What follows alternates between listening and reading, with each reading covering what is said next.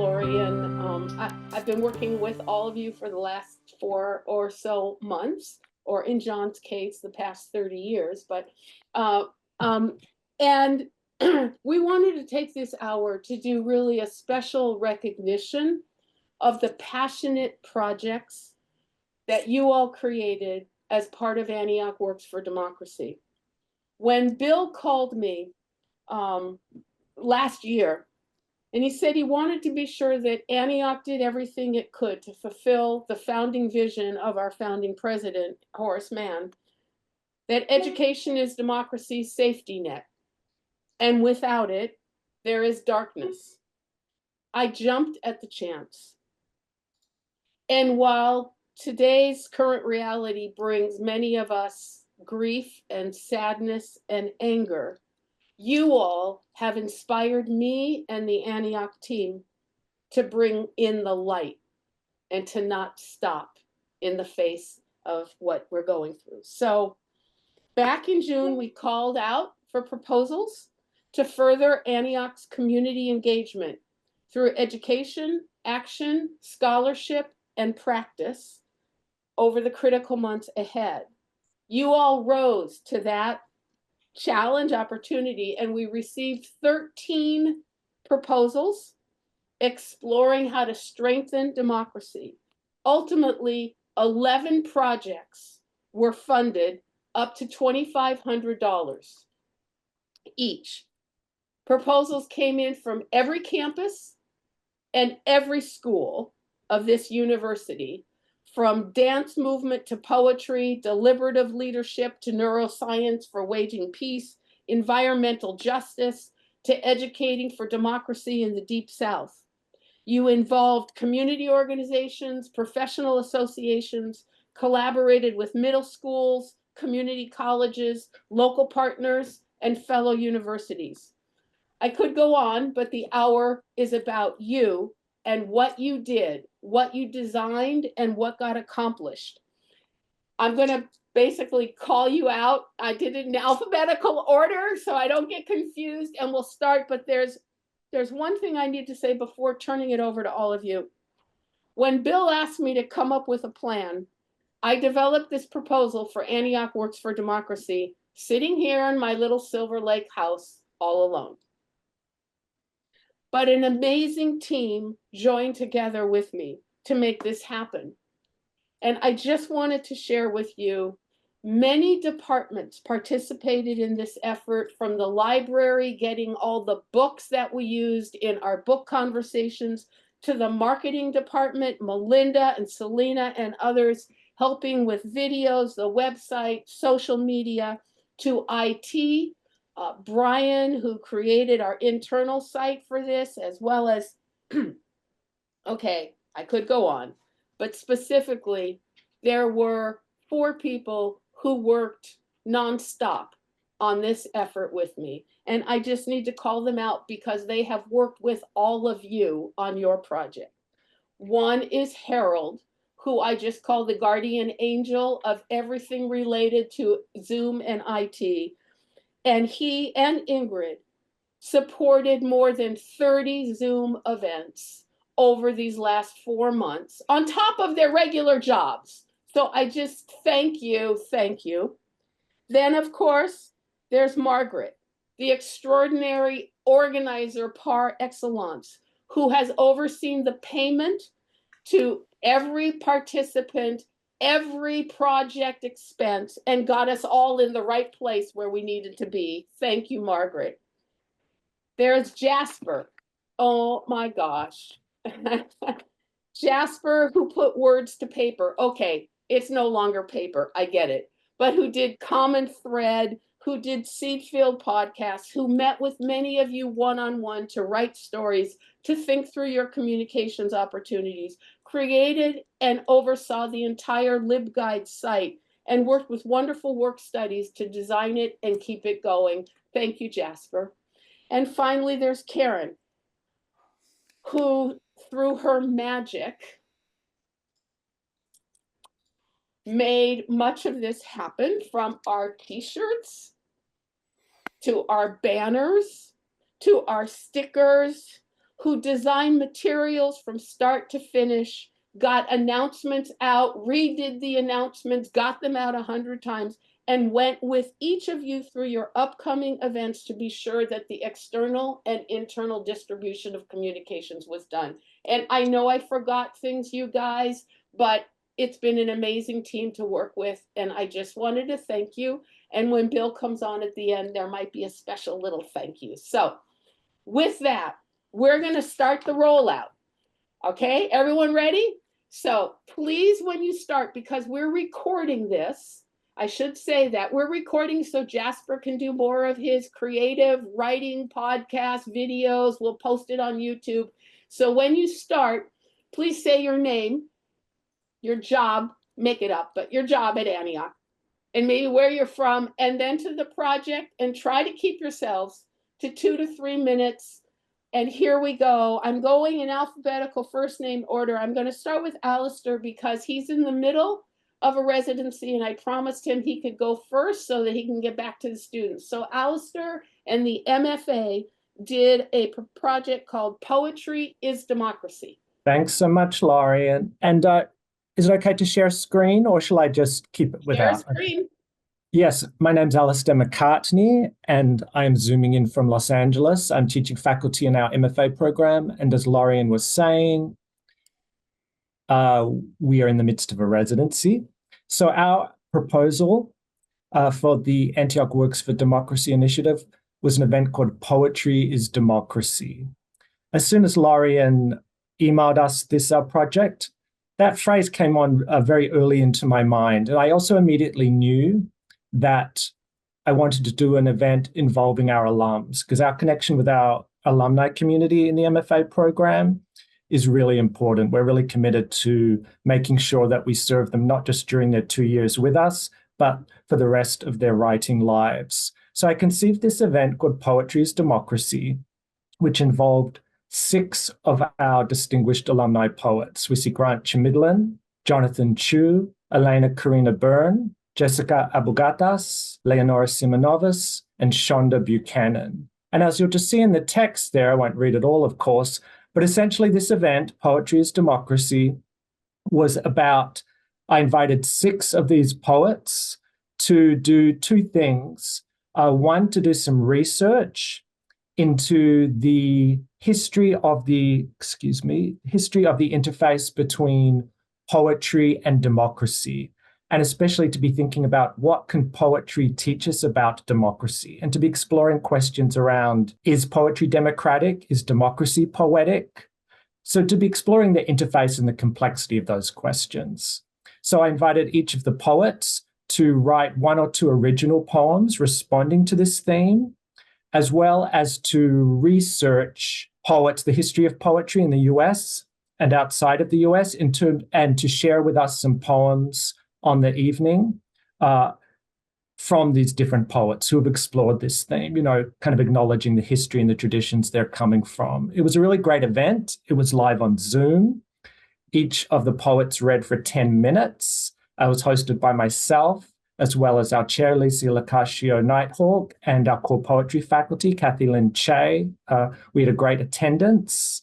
We had a short time afterwards for some dialogue with each of the poets, talking about their process and just talking about those questions, those political and ethical and aesthetic questions around what poetry can teach us about democracy. It was a great event. I left feeling, and I would say in terms of, I will stop share just to wind up. I would say that for me, the highlight was just that feeling I was left with at the end of it. Just that the thing that was really important to me was that we had a plurality of voices and a diversity of voices, and also that we explore this question, not just in terms of the US, but from a global perspective. Leonora's Venezuelan, and was really thinking about what's happening in Venezuela. Jonathan's of Taiwanese heritage. So, and really just to be talking also about the complexity, of course, in terms of voting rights and who has been disenfranchised from that in the US, especially in terms of African Americans and other marginalized voices. So yeah, I was just want to say thank you, Laurie, and to all your team for really just basically creating this project. So I think I will stop there just so we can hear from everyone else. Thank you. Thank you, Alistair. Okay, we're going to keep going. That's the plan for now. So next one would be Abby. Hi, everyone. I'm Abby Abrash-Walton. I'm based at the Northeast Campus in the Department of Environmental Studies, where I serve as the chair of the department this year and also as faculty. And like Lauren, I have a lot of people I need to thank because it takes a village to do something like this.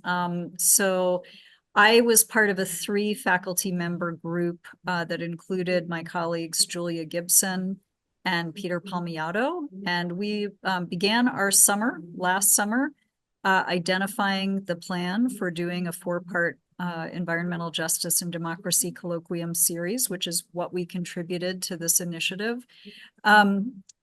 It fell to me and to Terry Downing, a staff person in our department, to really work with Harold and with Karen and others to bring this to life. And so I spent a good chunk of the summer reaching out to folks to invite them. And we were successful. We began our 4-part series. We did one a month, and we started with a wonderful colloquium talk by Nobel Peace Prize winner and the current president of the small Southeast island nation of East Timor, and not surprisingly, an Antioch alum, Jose Ramos Huerta, who I first met more than 30 years ago when he was a lone voice in the wilderness advocating for an independent East Timor. And it was delightful to be able to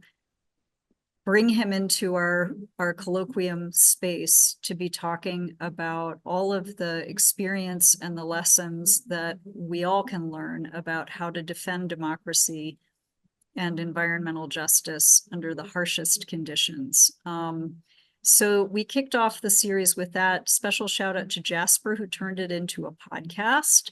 And from there, we went to our October colloquium, which featured Mia Montoya Hammersley from the Vermont Law School and Graduate School, where she directs the Environmental Justice Clinic there. And she gave a really compelling talk on criminalization of environmental activism. We chose to do that one in person as well as virtually because that was the weekend of our ES PhD in-person residency. And so we wanted to be able to deliver it in both modalities so that our students would be able to be there in person with us. And so we were able to do that thanks to Harold's help and others.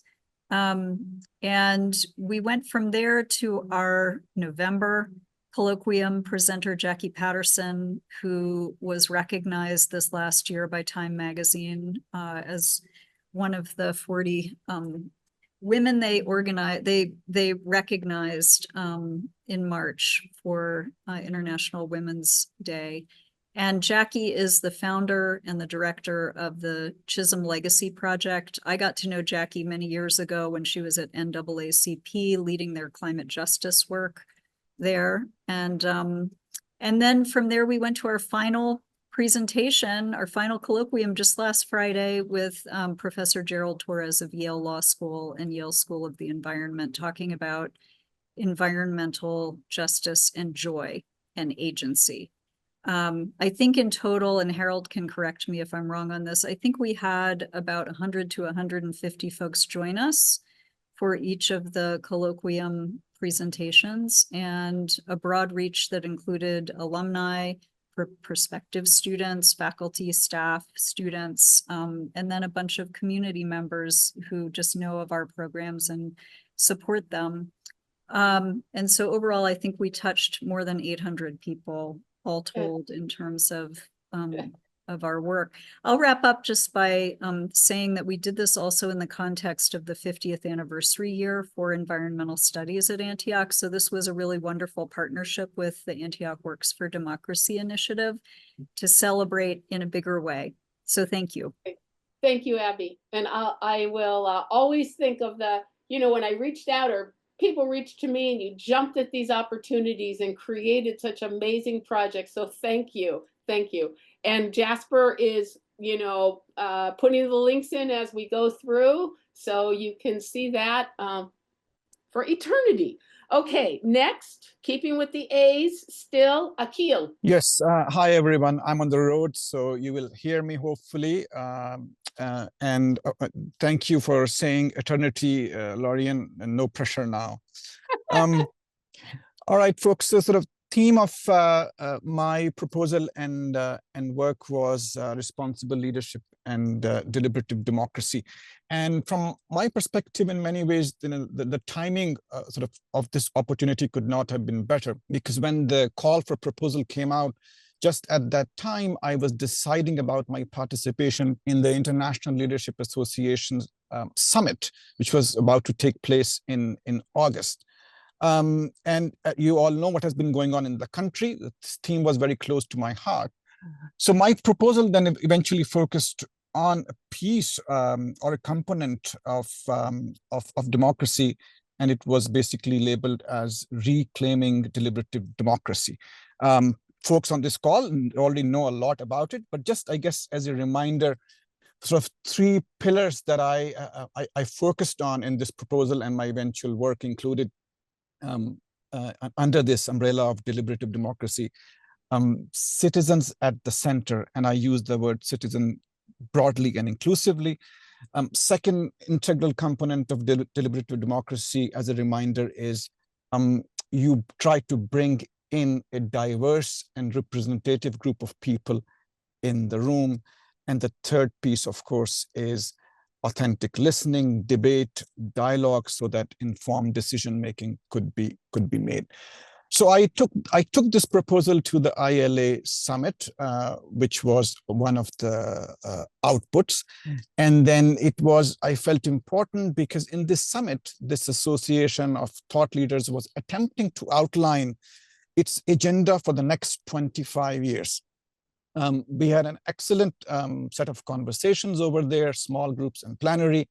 And then I'm just thrilled to report that when ILA came out with this future forward report based on this summit, deliberative democracy is one of the main thematic areas that the organization will focus on moving forward. In order to educate myself and do some of this sharing that I had proposed, I had conducted a mini scan of the field, so to speak, in terms of what is happening as far as deliberative democracy is concerned. So I looked at some cases, I looked at some experiments, and I looked at some emerging efforts both in the US and outside the US. So that was part of my sharing at the ILA summit. But then I also decided to put together a short article, which some of you may have seen, and it came out under our Antioch Voices platform. So if you're interested, please have a look at it. This is where some of the examples and stories are specifically mentioned. And then I have another short piece in the works, and I hope to put that out there for a practitioner audience as well. And this just has been, sort of a inspiring endeavor to be involved in the source of meaningfulness. And I thank Antioch for supporting this effort. I'll stop there. Akil, thank you. Thank you very much. And this is one of the examples of Antioch engaging with scholarship around democracy. So you'll see these as we go through. Let's go to the next one. Continuing in alphabetical order, we're now on the B's. Beth. And this is Waging Peace, Relational Cultural Theory, Neuroscience, and the Hope for Change, proposed by the Graduate School. So Beth. Wonderful. Thank you so much, Lorian.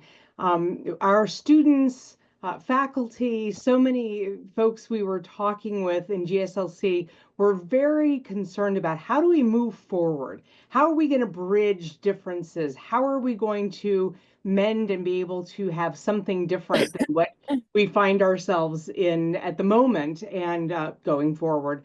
And we were in talks with some folks who are leading experts in relational cultural theory. We have a strength in that among our faculty. And the two folks listed here in this picture of Amy Rutstein Riley introducing the talk that we put on as part of a residency with our funding are Amy Banks and Maureen Walker, and they have been pioneering the neuroscience of relational cultural practice for decades. And as we talked with them about their work around conflict, it occurred that if we turn that on its head a bit, we could be talking about how do we wage peace? How do we understand the way that we have developed just as human beings in our brains that gets in the way of peace? And so understanding that better would help to diffuse some of the tensions around what we have to get past in order to relate to each other. So they very graciously created a presentation that was delivered at Otterbein in July. At our largest annual residency, we had 4 different cohorts, and our cohorts are roughly 25 to 30 students each. All of our faculty, many guests and visitors, and it was standing room only in a packed lecture hall that's tiered and mic'd and all that other stuff. So the students and the audience were able to engage conversationally with Amy and Maureen and learn more about both the neuroscience and the relational practice that we need to engage in and to develop a tool set and think forward about how we can, in our communities, in our organizations, in our leadership practices, in whatever our field of specialty is, work towards overcoming some of the inherent biases that we have simply as being humans, so that we can connect, engage in the connection that is also part of our humanity, and advance democracy in our relationships, groups, and organizations. It was fabulous in many ways because Amy and Maureen had not been part of a program quite like ours at Antioch, where we have a learning community that is very interactive and responsive with one another. And they loved that. They were excited by that. They were excited by the possibilities of things that we might develop going forward. It's resulted in their interest in supporting some scholarships.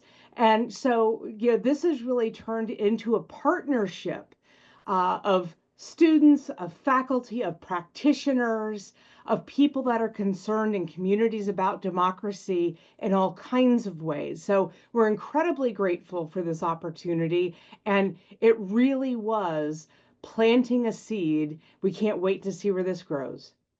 Thank you, Beth. Okay, you all are like sticking to the timeline too. This is really good, so we can keep on moving here.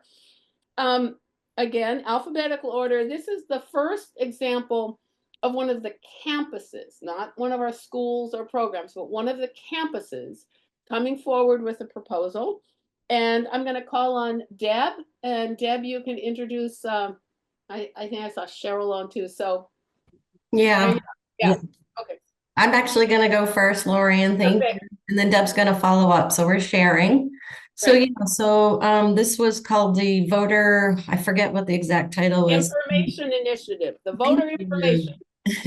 So this was organized and planned by the AUNE Community Council members. So I want to name them.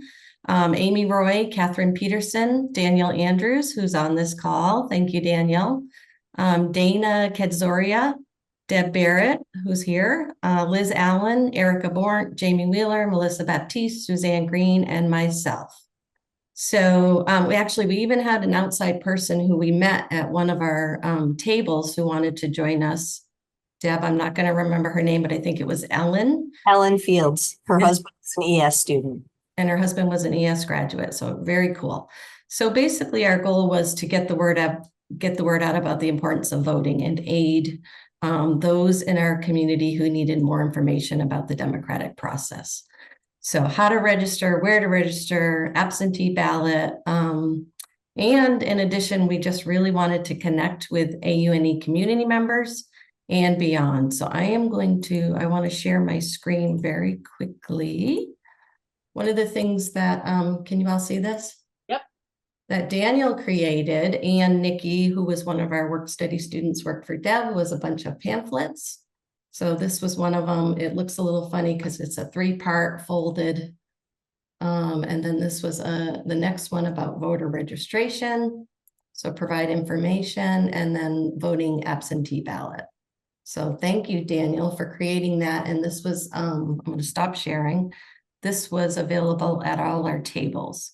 So we held 9 in-person events throughout September and October. 5 were held on campus for our Antioch community, focusing mainly on our students, and so held on the days where our students were on campus. And 4 of these, 4 out of the 9 were off-campus events. So we had a table at the Keene Sentinel 225-year celebration in downtown Keene. We went to the Keene Farmers Market on a Saturday and set up there. We went to a Brewbaker's coffee shop and set up a table there. We learned that a lot of current students and alumni go to Brewbaker's coffee shop. I was amazed, and Deb will share some of those stories and how many people we actually knew there. So we also set up a table for our current landlord, Monadnock Family Services, and provided them information as well. In addition, we had an online website where our students and community members who are not on campus could participate in our events and get the information they needed. So I'm going to turn it over to Deb Barrett, and she's going to talk a little bit more about some of the fun things we did and some of the really cool connections that we made. Over to you, Deb.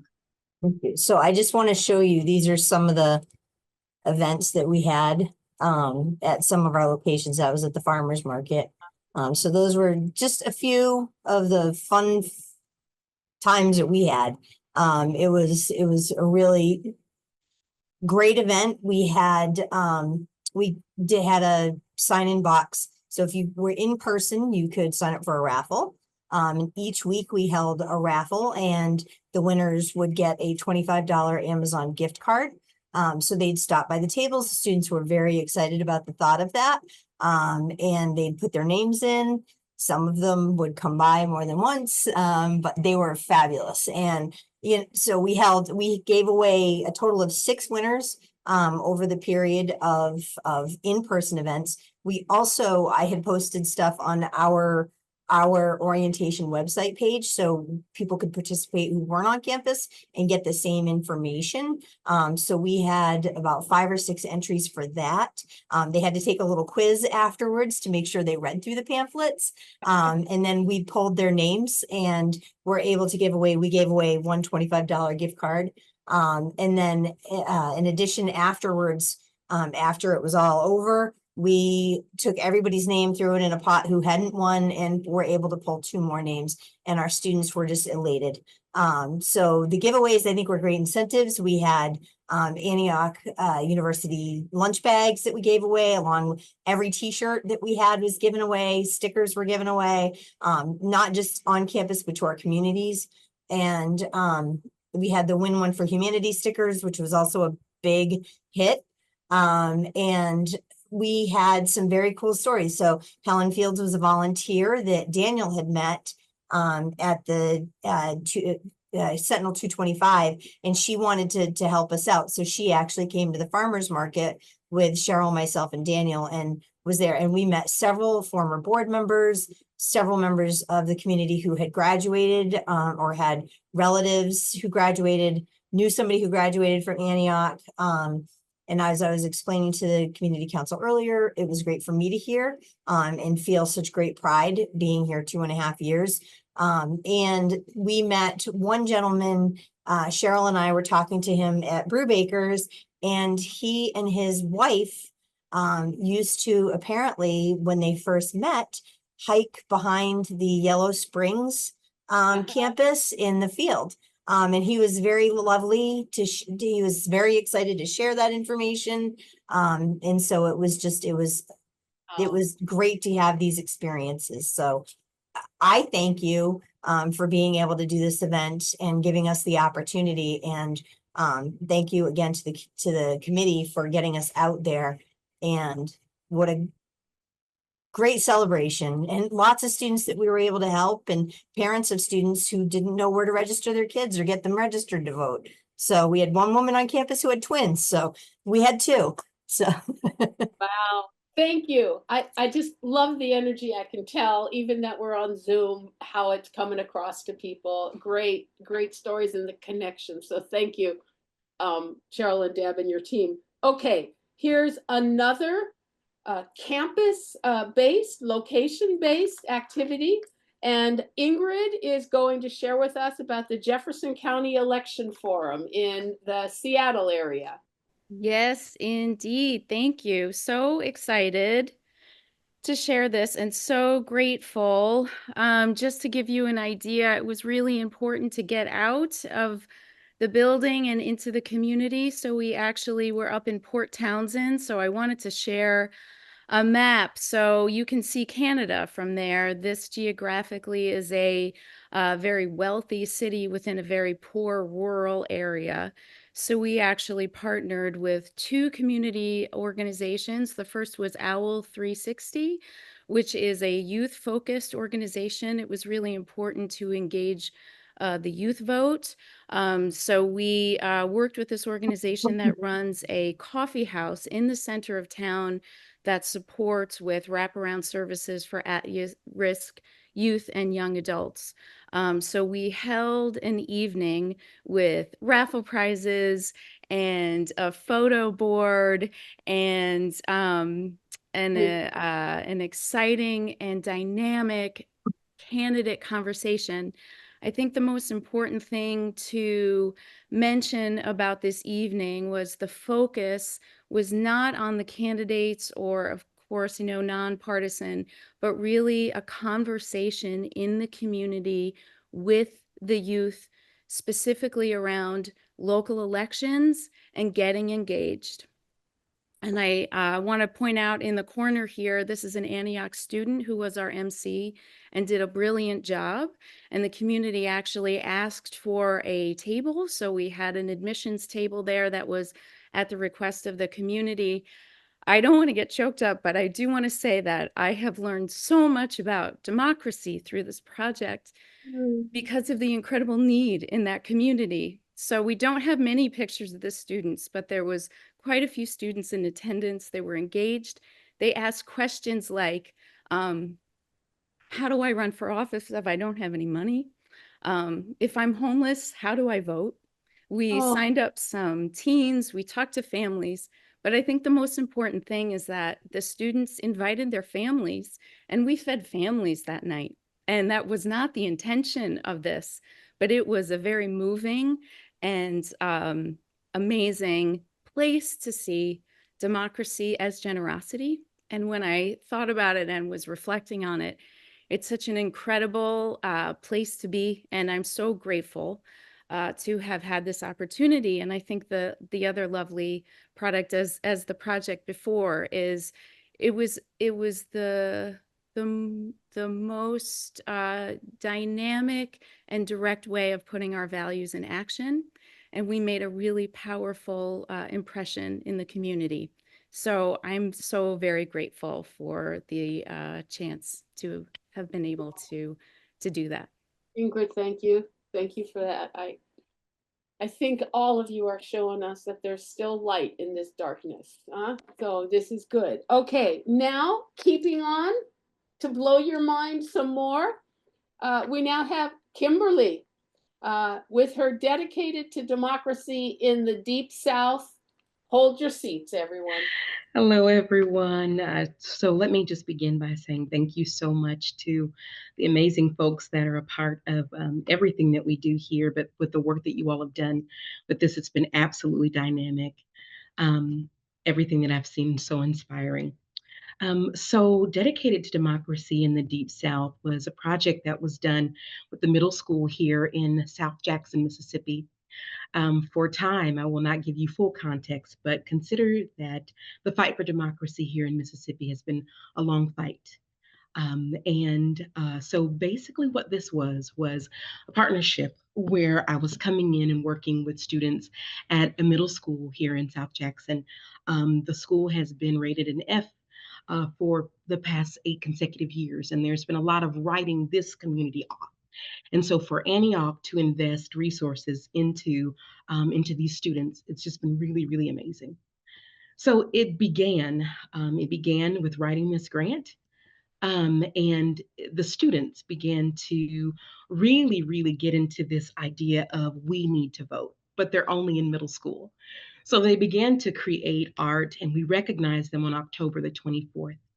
Some of the themes of their art included just including everyone. The themes included needing to vote to raise our voices, and also this concept of freedom. The students kept saying, well, we got to vote for freedom, right? And so that was a really powerful thing. This was actually done by a middle school student, a 7th grader, and she said that the right to vote right now has to do with women's rights. So it was really powerful for the students to just be able to come and share their art. And on the day that they wanted to take this picture and show their Antioch merch, which they received. I cannot thank Lorian and Jasper, Karen and Margaret. It's so much for sending everything that we needed. Then these were the educators that really helped with this, and they were so amazing in helping me understand what does this community need and how can what we're doing at Antioch really be of support with what they have going on. So in November, the project took on a different tone. We began to work with 21 students in an art class, and the students had asked as they were creating their art, "What does this mean? What does it mean for our ancestors died for our right to vote?" And so they asked, "What does that mean?" And so we began to talk about the summer of 1964. They were really excited to learn that an Antiochian graduate's brother had been a part of this fight. And Andrew Goodman was murdered for his work with civil rights. And the students were very much drawn to Antioch and drawn to this story. And this is the art that they created in November based on that, recreating the missing poster of Goodman, Schwerner, and Cheney. This was on November the 6th, the day after the election. The students came in and they were like, we're going to go back into slavery. They literally asked these questions. And because they'd been learning about Fannie Lou Hamer and the fact that she sang the song, This Little Light of Mine, and they had sang this song at church, we decided that we would lock hands, just like the civil rights people who had their lives on the line in 1964 and would sing This Little Light of Mine, because it was a dark day and the students expressed that. Then, as November went on, we got acquainted with some folks that were doing this work of helping to share the history. Dr. Thomas, who is a Mellon Fellow at Margaret Walker Alexander Center at Jackson State, came and brought primary resource documents. This is Jan Hilligus. She was actually there in the summer of 1964 and still in Mississippi fighting for keeping these documents, these primary resource documents that you can see the kids couldn't touch. But it's the literal applications of the volunteers that wanted to come. And so the students were able to honestly see and really grasp what was this fight, which is what they wanted to know. We honored community members on December the 3rd with our big finale, and our House of Representatives, member Fabian Nelson for our district was there to give a really powerful talk about the fact that our students would one day be able to vote, that they needed to take that vote very seriously. We made the news, so the students were really excited. They were like, "Oh, we made the news!" And so they were pretty excited about that. And Antioch, we just wanted to say thank you so much for everything. We concluded by going to the COFO Museum and also the Civil Rights Museum, the Mississippi Civil Rights Museum. So here we have a picture with the students and Hezekiah Watkins, who was arrested at age 13, and he told his story to the students. They really resonated with his story, and we're like, "Whoa, you're 13, I'm 13, or I'm 14." And so our students, because of what Antioch has done, they were able to understand their question: how did people die for my right to vote? And in the end, they really were very much committed to, okay, when I turn 18, I'm going to vote. That really is in keeping in line with everything that we do at Antioch, and particularly in our department, the EDD program in educational and professional practice. So I just want to say that going forward, I'll be presenting a performance art-based scholarship on this work at the National Association of African American Studies conference in February. And we cannot thank you enough.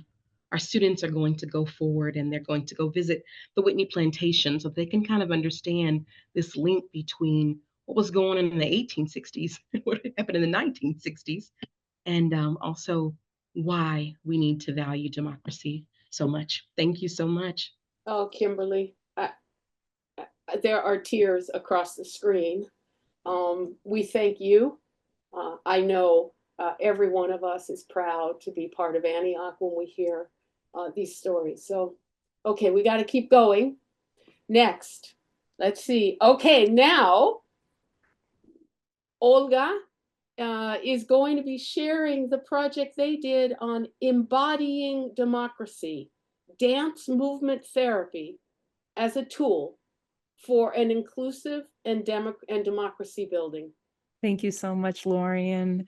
Thank you so much, everyone. My gosh, I know it's been said before, but it's really just incredible to be here with all of you and to get to hear these incredible projects and to have been a part of this effort. So thank you so much. So my name's Olga Liapis-Muzzy. I'm a first-year dance and movement therapy student out of Antioch, New England, and I work with Dr. Tomoyo Kawano, who is our DMT program director. She couldn't be here today, so I'm representing both of us.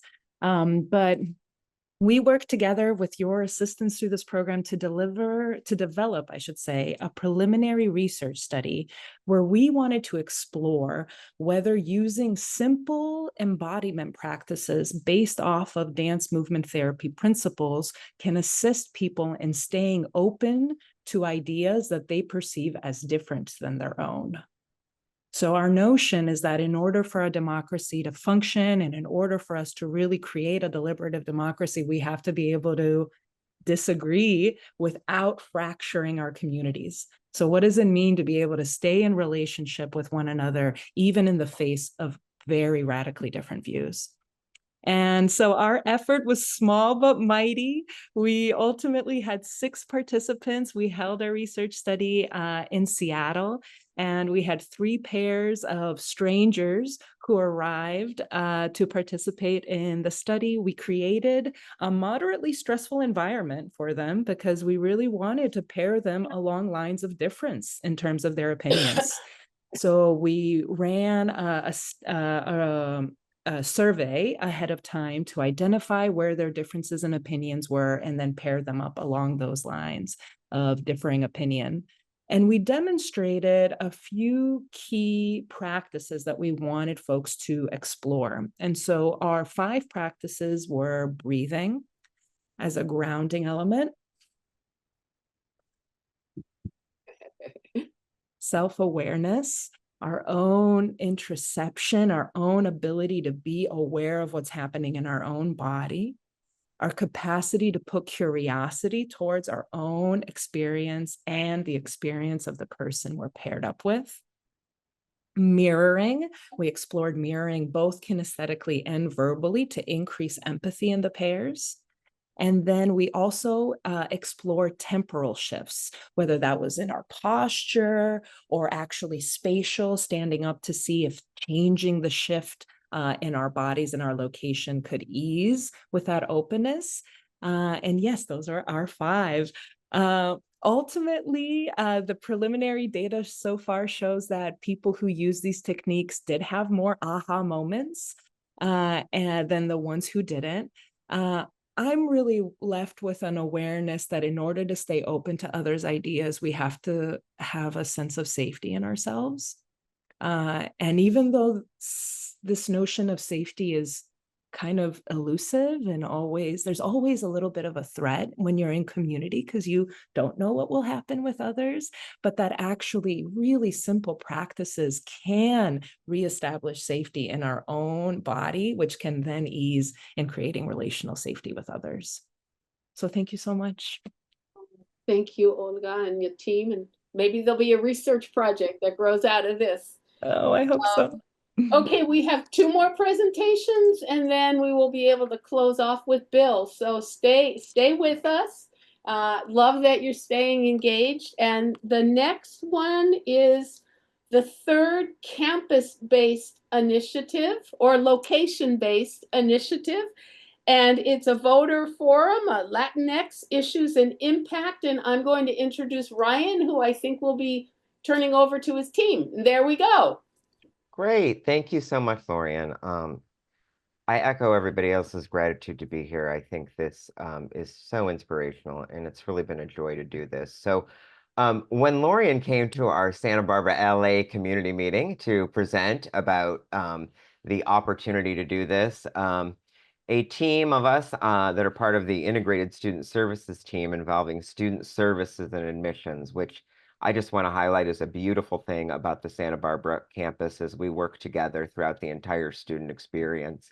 And we are an HSI, a Hispanic serving institution recognized by the national designation. And it only seemed natural that with that in our Latinx cohort that we do a Latinx Voters Forum. So I'm going to turn it over to another member of our 4-member team, Kayla Young, our Student Success Coordinator, to tell you a bit about it. Thanks, Ryan. Hi, everyone. I'm so happy to be here with you all. And thank you to the event coordinators. So as Ryan said, this was a Latinx Voters Forum held on October 12th in person at our Santa Barbara campus. And he already mentioned, but the event was developed and put on by our ISS team that that is made up by Jody Burns, Ryan, myself, and Alex Guerrero. And our campus, like Ryan said, is uniquely an HSI. So this just helped us advance and develop our goals as a HSI in our campus community. The speaker panel that we had consisted of 5 city council candidates: Cruzito de la Cruz, Alejandra Gutierrez, Tony Becerra, Oscar Gutierrez, and Wendy Santa Maria. The forum was facilitated by the Latinx cohort alum, Arlene Armenta, alongside our teaching faculty and the director of the Latinx Mental Health Concentration in the Master's in Clinical Psychology program, Mariela Marin. And the panelists discussed how they were introduced into politics, their experience working with the local Latinx community, and their perspectives on how they believed the propositions on the November ballot would affect the local community. The event was attended by about 30 people, which we measured as a great success for an in-person event on a Saturday. So we were really excited about that. And some highlights or the coolest part of our forum was that we were the only forum exclusively speaking to Latinx issues in the county where the Latinx population is a majority. All the other forums in the community were kind of just general ballot issue based or just general state issues. And then the other exciting part was that all the candidates stayed for food and conversation with the participants or the people that attended. So that was a really unique way to get the community together in conversation, and I think a unique opportunity for the participants to speak to the panelists and have that one-on-one talking. So yeah, thank you.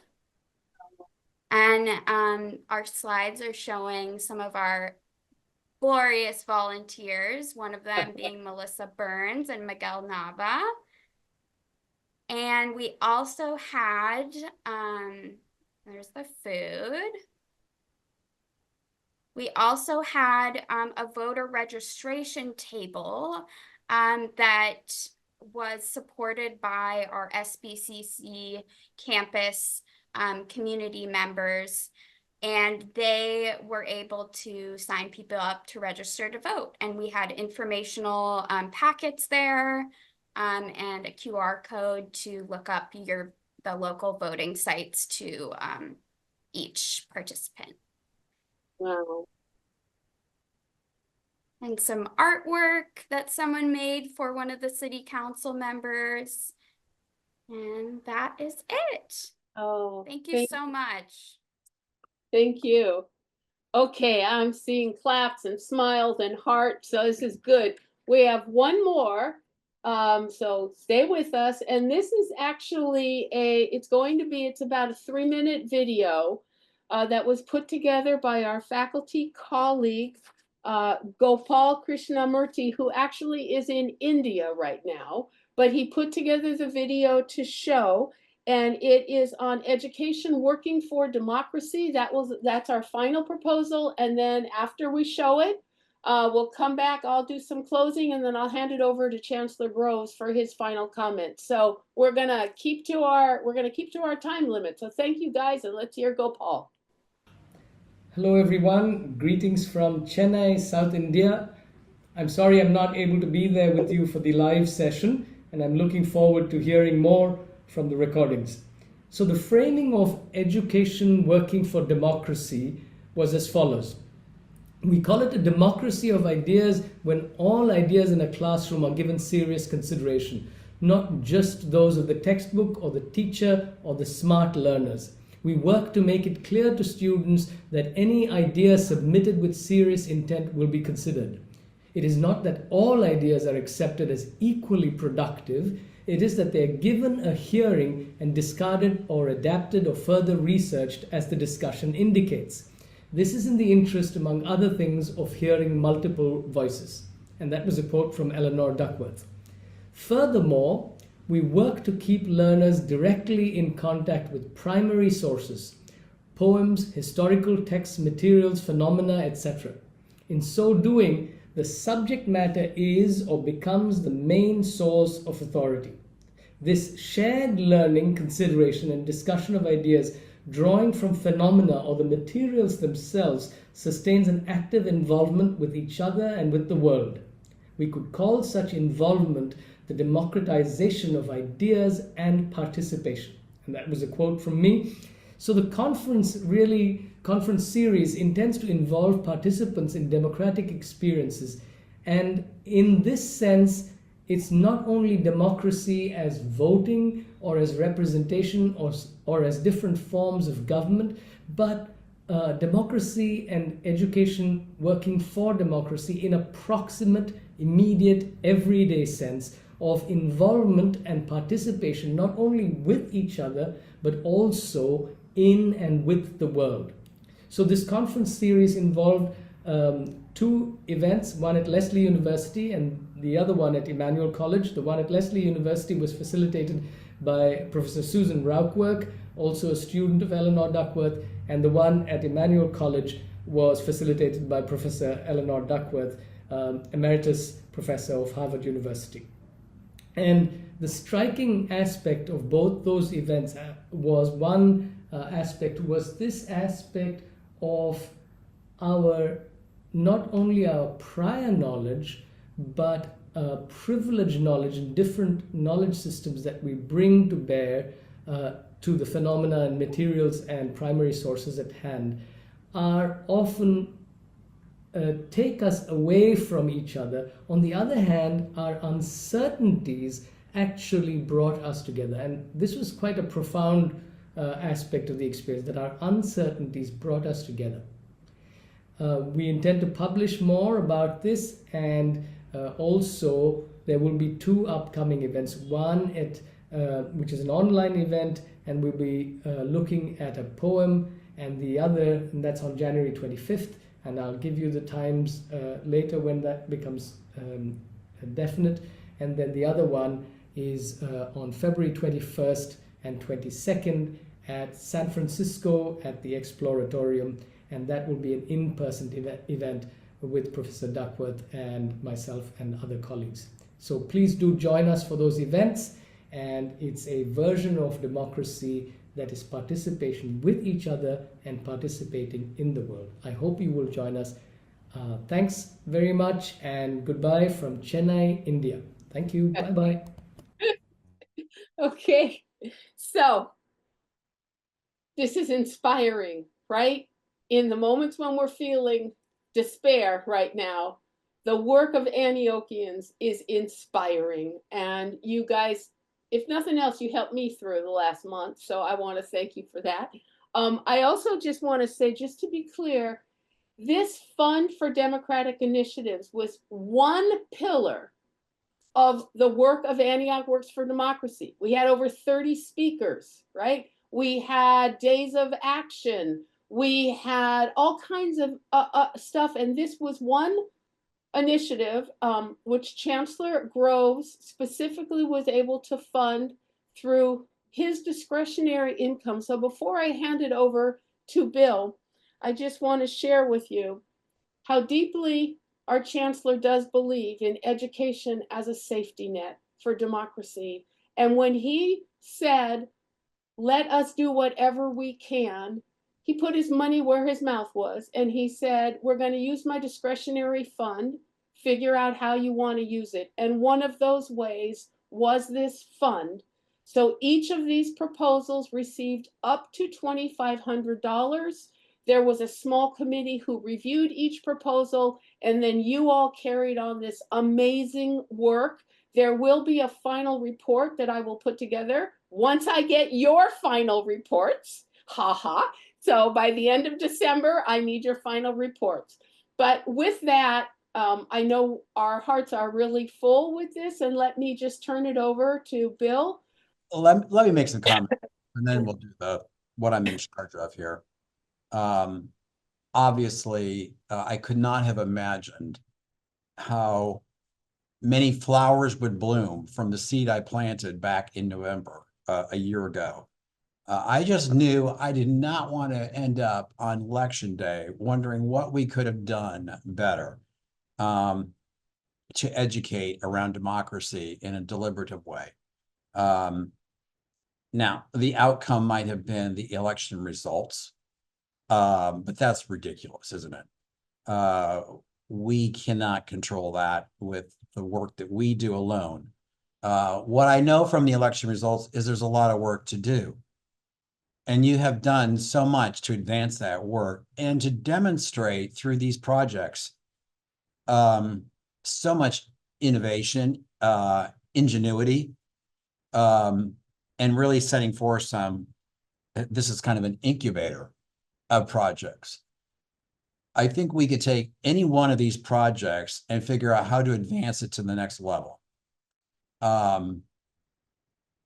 I was blown away by all of your presentations. I was blown away with them when you presented them in the first instance, and I'm even more blown away by them when you have shared today your final results and the work products that you generated. Any one of them could become a major, project of itself, expanded and enhanced throughout the regions that we operate in or further.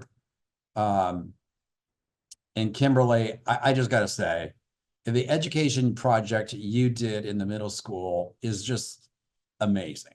It demonstrates to me that there is a hunger for higher ed and middle school, high school connections, that we can bring and aid a school district like the one you were involved with in educating around democracy, and to do so with our own stories. Because Freedom Summer was not just an Antioch story, but it certainly is an Antioch story.